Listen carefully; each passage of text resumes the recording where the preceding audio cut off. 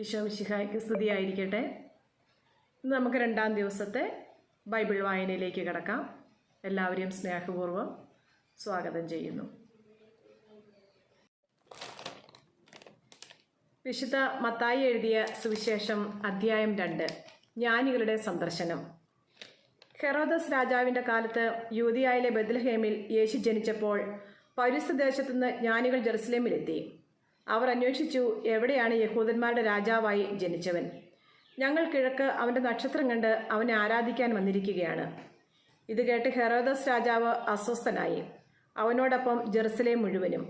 അവൻ പ്രധാന പുരോഹിതന്മാരെയും ജനത്തിനിടയിലെ നിയമജ്ഞരെയും വിളിച്ചുകൂട്ടി. ക്രിസ്തു എവിടെയാണ് ജനിക്കുന്നതെന്ന് ചോദിച്ചു.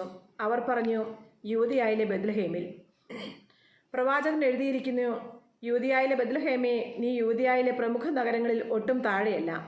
എൻ്റെ ജനമായി ഇസ്രായേലിനെ നയിക്കാനുള്ളവൻ നിന്നിൽ നിന്നാണ് ഉദ്ഭവിക്കുക.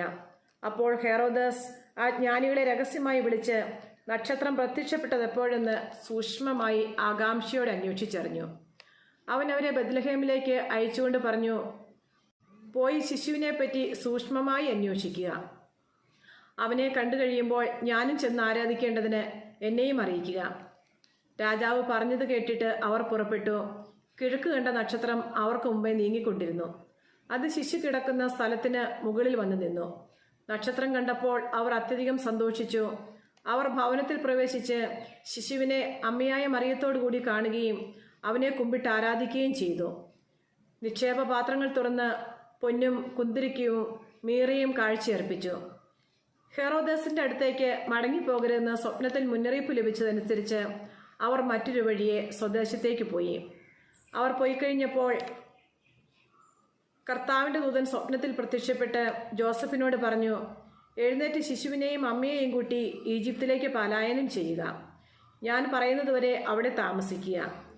ഹെറോദാസ് ശിശുവിനെ വധിക്കുവാൻ വേണ്ടി ഉടനെ അന്വേഷണം തുടങ്ങും. അവൻ ഉണർന്ന് ശിശുവിനെയും അമ്മയെയും കൂട്ടി ആ രാത്രി തന്നെ ഈജിപ്തിലേക്ക് പോയി. ഹെറോദാസിന്റെ മരണം വരെ അവിടെ അവർ വസിച്ചു. ഈജിപ്തിൽ നിന്ന് ഞാൻ എൻ്റെ പുത്രനെ വിളിച്ചുവെന്ന് പ്രവാചകനുകളുടെ കർത്താവ് അരുളി ചെയ്തത് പൂർത്തിയാകാനാണ് ഇത് സംഭവിച്ചത്. ജ്ഞാനികൾ തന്നെ കബളിപ്പിച്ചെന്ന് മനസ്സിലാക്കിയ ഹെറോദാസ് രോഷാകുലനായി. അവരിൽ നിന്ന് മനസ്സിലാക്കിയ സമയമനുസരിച്ച് അവൻ ബെത്ലഹേമിലെയും സമീപ പ്രദേശങ്ങളിലെയും 2 അതിൽ താഴെയും വയസ്സുള്ള എല്ലാ ആൺകുട്ടികളെയും ആളയച്ചു വധിച്ചു. ഇങ്ങനെ ജെറമ്യാ പ്രവാചകൻ വഴി അരുളി ചെയ്യപ്പെട്ടത് പൂർത്തിയായി. റാമായിൽ ഒരു സ്വരം, വലിയ കരച്ചിലും മുറവിളിയും. റാഹേൽ സന്താനങ്ങളെക്കുറിച്ച് കരയുന്നു. അവളെ സാന്ത്വനപ്പെടുത്തുക അസാധ്യം, എന്തെന്നാൽ അവൾക്ക് സന്താനങ്ങൾ നഷ്ടപ്പെട്ടിരിക്കുന്നു. തിരിച്ചുവരവ്. ഹെറോദസിന്റെ മരണത്തിന് ശേഷം ഈജിപ്തിൽ വെച്ച് കർത്താവിന്റെ ദൂതൻ ജോസഫിന് സ്വപ്നത്തിൽ പ്രത്യക്ഷപ്പെട്ടു പറഞ്ഞു, എഴുന്നേറ്റ് ശിശുവിനെയും അമ്മയെയും കൂട്ടി ഇസ്രായേൽ ദേശത്തേക്ക് മടങ്ങുക. ശിശുവിനെ വധിക്കാൻ ശ്രമിച്ചവർ മരിച്ചു കഴിഞ്ഞു. അവൻ എഴുന്നേറ്റ് ശിശുവിനെയും അമ്മയെയും കൂട്ടി ഇസ്രായേൽ ദേശത്തേക്ക് പുറപ്പെട്ടു.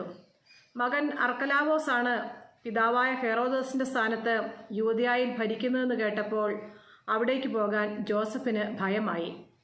സ്വപ്നത്തിൽ ലഭിച്ച മുന്നറിയിപ്പ് അനുസരിച്ച് അവൻ ഗലീലി പ്രദേശത്തേക്ക് പോയി.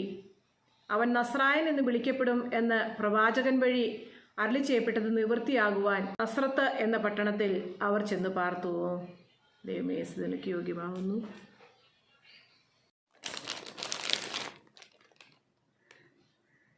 സങ്കീർത്തന പുസ്തകത്തിൽ നിന്നുള്ള വായന. അധ്യായം 2. കർത്താവിൻ്റെ അഭിഷിക്തൻ. ജനതകൾ ഇളകിമറിയുന്നത് എന്തിന്? ജനങ്ങൾ എന്തിന് വ്യർത്ഥമായി ഗൂഢാലോചന നടത്തുന്നു? കർത്താവിനും അവിടുത്തെ അഭിഷിക്തനുമെതിരെ ഭൂമിയിലെ രാജാക്കന്മാർ അണിനിരക്കുന്നു. ഭരണാധിപന്മാർ കൂടിയാലോചിക്കുന്നു. അവർ വെച്ച വിലങ്ങുകൾ തകർക്കാം, അവരുടെ ചങ്ങല പൊട്ടിച്ച് മോചനം നേടാം. സ്വർഗത്തിലിരിക്കുന്നവൻ അത് കേട്ട് ചിരിക്കുന്നു. കർത്താവ് അവരെ പരിഹസിക്കുന്നു. അവിടുന്ന് അവരോട് കോപത്തോടെ സംസാരിക്കും, ക്രോധത്തോടെ അവരെ സംഭീതരാക്കും. എൻ്റെ വിശുദ്ധ പർവ്വതമായ സിയോനിൽ ഞാനാണ് എൻ്റെ രാജാവിനെ വാഴിച്ചതെന്ന് അവിടുന്ന് അരുളി ചെയ്യും. കർത്താവിൻ്റെ കൽപ്പന ഞാൻ വിളംബരം ചെയ്യും. അവിടുന്ന് എന്നോട് അരുളി ചെയ്തു, നീ എൻ്റെ പുത്രനാണ്, ഇന്ന് ഞാൻ നിനക്ക് ജന്മം നൽകി. എന്നോട് ചോദിച്ചുകൊള്ളുക, ഞാൻ നിനക്ക് ജനതകളെ അവകാശമായി തരും. ഭൂമിയുടെ അതിരുകൾ നിനക്ക് അധീനമാകും. ഇരുമ്പ് ദണ്ടുകൊണ്ട് നീ അവരെ തകർക്കും. മൺപാത്രത്തിൽ എന്ന പോലെ നീ അവരെ അടിച്ചുടയ്ക്കും. രാജാക്കന്മാരെ, വിവേകമുള്ളവരായിരിക്കുവിൻ. ഭൂമിയുടെ അധിപന്മാരെ സൂക്ഷിച്ചുകൊള്ളുവിൻ. ഭയത്തോടെ കർത്താവിന് ശുശ്രൂഷ ചെയ്യുവിൻ. വിറയലോടെ അവിടുത്തെ പാദം ചുംബിക്കുവിൻ. അല്ലെങ്കിൽ അവിടുന്ന് കോപിക്കുകയും നിങ്ങൾ വഴിയിൽ വെച്ച് നശിക്കുകയും ചെയ്യും. അവിടുത്തെ കോപം ക്ഷണത്തിൽ ജ്വലിക്കുന്നു. കർത്താവിൽ ശരണം വയ്ക്കുന്നവൻ ഭാഗ്യവാന്മാർ.